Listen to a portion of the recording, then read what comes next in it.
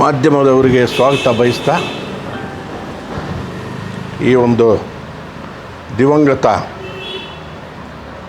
ನೀಲಕಂಠೇಗೌಡರು ವಿಧಿವಶರಾಗಿ ಇವತ್ತಿನ ದಿನಕ್ಕೆ 14 ದಿವಸ ಆಯಿತು. ಅವ್ರ ಬಗ್ಗೆ ನಾವು ಕಾಂಗ್ರೆಸ್ ಆಫೀಸ್ ಹತ್ರ ಶ್ರದ್ಧಾಂಜಲಿ ಸಭೆ ಇಟ್ಕೊಂಡಿದ್ದಾರೆ. ನಮ್ಮ ಬ್ಲಾಕ್ ಅಧ್ಯಕ್ಷರು ಆದಿನಾರಾಯಣ್ ನೇತೃತ್ವದಲ್ಲಿ ಎಲ್ಲ ಕಾಂಗ್ರೆಸ್ ನಾಯಕರುಗಳು ಕಾರ್ಯಕರ್ತರು ಸೇರಿ ಇಟ್ಕೊಂಡಿದ್ದಾರೆ. ಅದ್ರ ಬಗ್ಗೆ ನಾವು ಇವಾಗ ಸುದ್ದಿಗೋಷ್ಠಿ ಕರೆದಿದ್ದೀವಿ.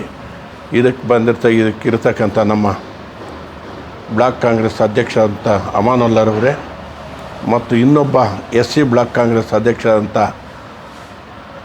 ನಮ್ಮ ಕಾರ್ಗಿಲ್ ವೆಂಕಟೇಶ್ ಅವರೇ ಮತ್ತು ಇನ್ನೊಬ್ಬರು ದರಖಾಸ್ತು ಸದಸ್ಯರಾದಂಥ ಜಮನ್ಪಲ್ಲಿ ಕೃಷ್ಣ ಅವರೇ ಮತ್ತು ನಮ್ಮ ಹುಡುಗರಾದಂಥ ಮುಜಿ ಅವರೇ.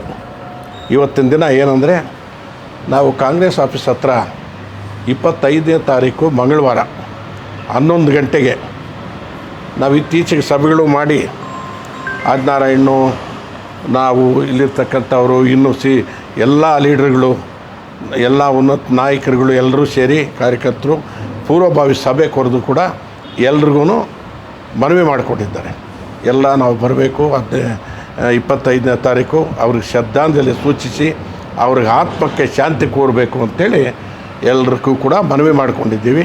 ಅದೇ ರೀತಿಯಾಗಿ ನಾಳೆ 25ನೇ ತಾರೀಕು 11 ಗಂಟೆಗೆ ತಾಲೂಕಿನಾದ್ಯಂತ ಪಕ್ಷರಹಿತವಾಗಿ ನಮ್ಮ ಪಕ್ಷದ ಕಾರ್ಯಕರ್ತರು ನಾಯಕರುಗಳು ನಮ್ಮ ಹಿರಿಯರು ಎಲ್ಲರೂ ಮಹಿಳೆಯರು ಎಲ್ಲರೂ ಮತ್ತು ಅವ್ರ ಮೇಲೆ ಪ್ರೀತಿ ಇರ್ತಕ್ಕಂಥ ಎಲ್ಲ ಕಾರ್ಯಕರ್ತರು ನಾಯಕರುಗಳು ಎಲ್ಲರೂ ಪಕ್ಷರಹಿತವಾಗಿ ಬರಬಹುದು ಅಂತೇಳಿ ನಾವು ಮನವಿ ಮಾಡ್ತಾಯಿದ್ದೀವಿ.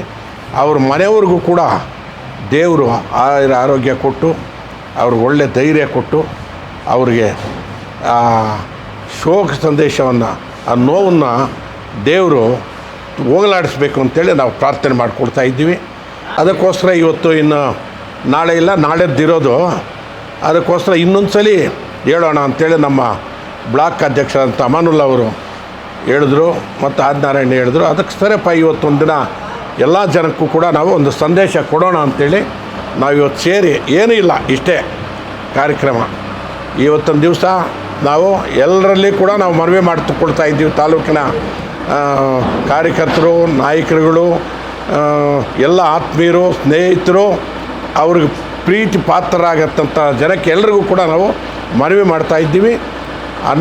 ನಾವು 25ನೇ ತಾರೀಕು 11 ಗಂಟೆಗೆ ದಯವಿಟ್ಟು ಬಂದು ಅವರು ಒಂದು ಶ್ರದ್ಧಾಂಜಲಿ ಸಭೆಯನ್ನು ಯಶಸ್ವಿ ಕೊಡಬೇಕಂತೇಳಿ ನಾನು ಇಷ್ಟು ಮಾತ್ರ ಮನವಿ ಮಾಡಿಕೊಡ್ತಾಯಿದ್ದೀನಿ.